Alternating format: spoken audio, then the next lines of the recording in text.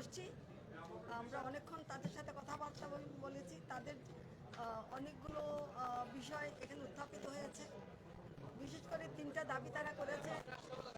আমি মনে করি এই প্রত্যেকটা দাবি খুবই যুক্তিসঙ্গত দাবি, এগুলো আমাদের অবশ্যই পালন করতে হবে। একটা তারা বলেছে 24 ঘন্টার মধ্যে যারা এই অপরাধটা করেছে, যেই ডাক্তাররা রাত দিন পরিশ্রম করে আমাদের সেবা দিয়ে গেছে, কোভিডের সময় দিন রাতের পার্থক্য মনের মধ্যে রাখে নেই, এখনো বন্যার মধ্যে অনেক ডাক্তার গিয়ে সেবা দিচ্ছে। চিকনগুনিয়া বলেন, ডেঙ্গু বলেন, সব জায়গায় তারা আছে। ন্যাক্কারজনক কাজটা করেছি আমি মনে করি পঙ্গু হাসপাতাল, মেডিকেলে বলেন, চক্ষু হাসপাতালে বলেন, পিজি, সর্বত্রই তারা যে সেবাটা দিয়ে গেছে এবং এখনো দিয়ে যাচ্ছে। এটার জন্য তাদেরকে আমাদের কৃতজ্ঞতা, সারা জাতি তাদের কাছে কৃতজ্ঞতা প্রকাশ করার কথা। সেই জায়গায় তাদের উপর যে কাজটা আমরা করলাম, যে ন্যাক্কারজনক কাজটা করলাম, সেটাকে আমি ধিক্কার জানাই এবং তাদের সাথে আমি একমত। তাদের সুরক্ষার জন্য আমাদের যা যা করণীয়, একটা তারা বলেছে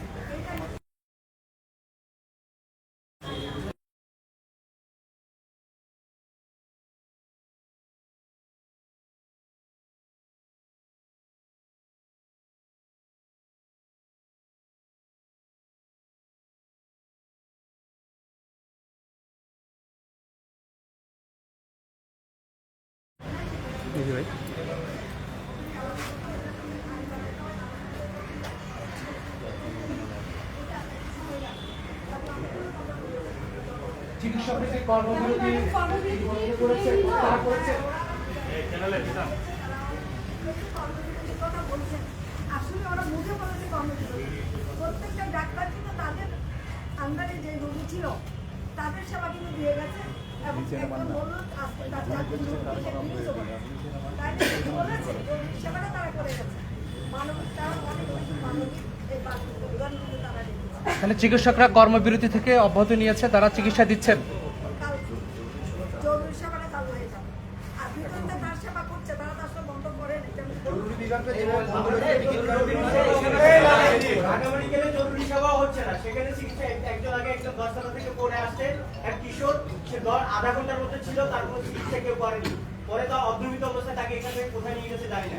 তাহলে ঢাকা মেডিকেলে যেখানে জরুরি চিকিৎসা হচ্ছে না, আপনি কিভাবে বলছেন যে চিকিৎসা করেছে, চিকিৎসা দিচ্ছে? মারা গেছে, অনেকে মারা গেছে।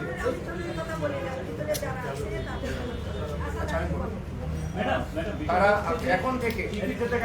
এখন থেকে তারা জরুরি চিকিৎসা সেবা চালু করবেন এবং যেটা যে নিশ্চয়তা ওনারা চেয়েছেন সিকিউরিটি, সেটা আমরা সেনাবাহিনী, বিজিবি, পুলিশ এবং আনসারের সমন্বয়ে আমরা সিকিউরিটি এনশিওর করব এবং তাদের যে আসামিরা এই অঘটন ঘটিয়েছে তাদেরকে অ্যারেস্ট করার পরপরই তারা সম্পূর্ণ সার্ভিস চালু করবে সারা দেশ।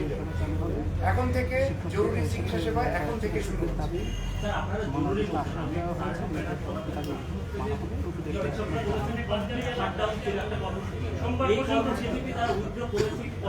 কমপ্লিট শাটডাউন থেকে ওনারা সরে এসেছেন। কমপ্লিট শাটডাউন আর নাই।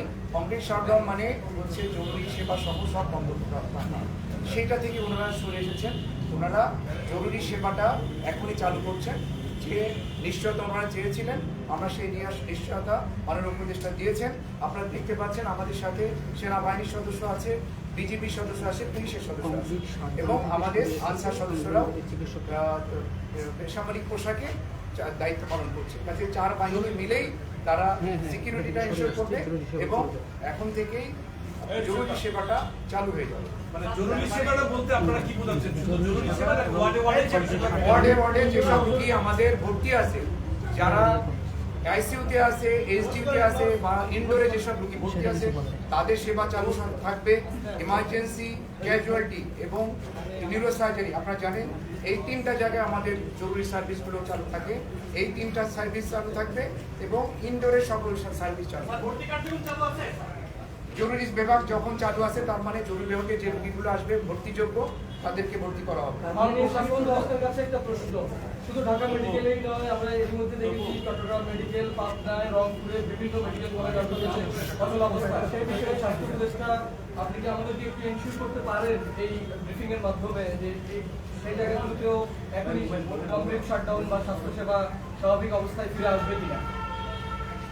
আমরা তো বলেছি যে এটা তারা ঘোষণা দিয়েছে, তারা ঘোষণা দেবে যে আমরা জরুরি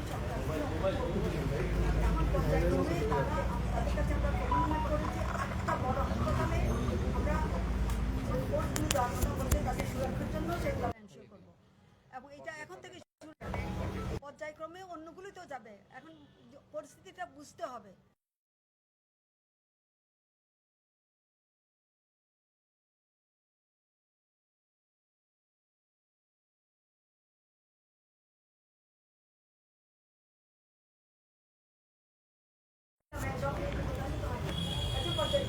আমরা মোড়ালভাবে জানতে পারছি যে কর্মসূচি তারা উইথড্র করেনি।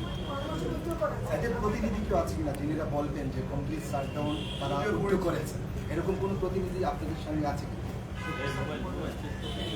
এবং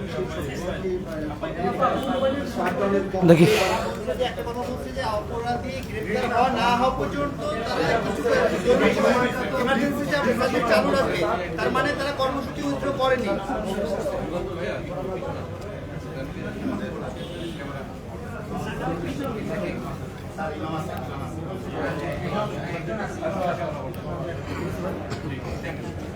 মোবাইল ক্যামেরা পার্সন যারা আছেন ভাই, আমি নিউরোসার্জারি বিভাগের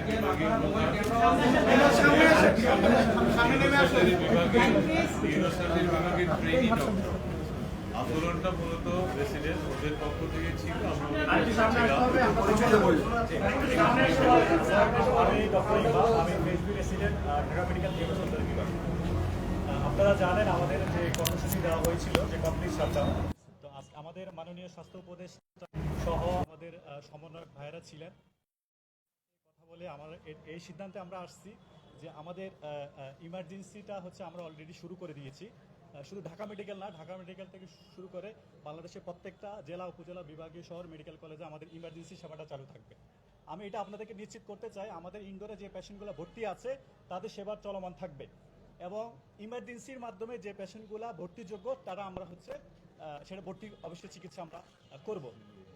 আইসিইউ, এইচডিইউ সব কিছু আমাদের সেটা চালু থাকবে, কিন্তু জরুরি সার্জারি যেগুলো আমাদের থাকবে সব কিছু আমাদের চলমান থাকবে। হ্যাঁ, আমরা আমাদের বাকি যে কর্মসূচি আমরা যেটা ছিল যে আমাদের যে যারা গতকালকে আমাদের ডাক্তার ভাইদের উপর হামলা করছে ওই আসামিদেরকে করা হয় দৃশ্যমান গ্রেপ্তার হলে আমরা হচ্ছে আমাদের পরবর্তী যে কর্মসূচিগুলো সেটা আমরা আস্তে আস্তে উদ্যোগ করবো। তাহলে কমপ্লিট শাটডাউন উদ্যোগ করছেন না? কমপ্লিট শাটডাউন বলতে আমাদের জরুরি সেবা চালু থাকবে, আমাদের ইনডোর সেবা চালু থাকবে, জরুরি যে অপারেশনগুলো করার দরকার আমরা প্রত্যেকটা অপারেশন হবে। ঢাকা মেডিকেল থেকে শুরু করে ঢাকা বাংলাদেশের প্রত্যেকটা জেলা, উপজেলা, বিভাগীয় শহরে সব জায়গায় চলমান থাকবে। না, আমরা পরবর্তী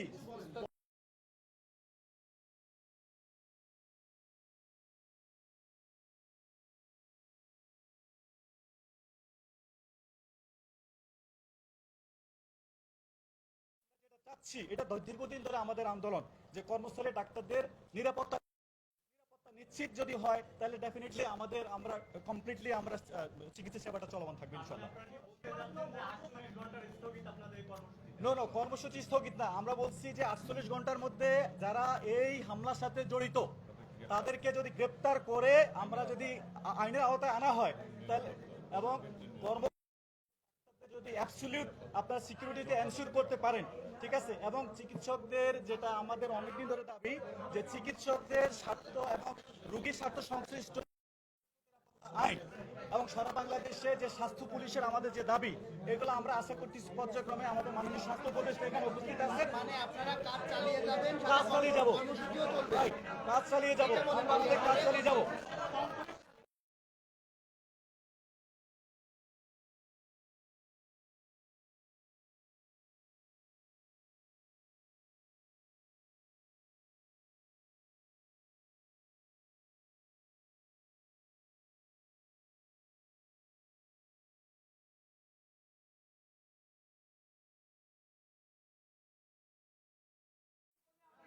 আচ্ছা আচ্ছা আমাদের আমাদের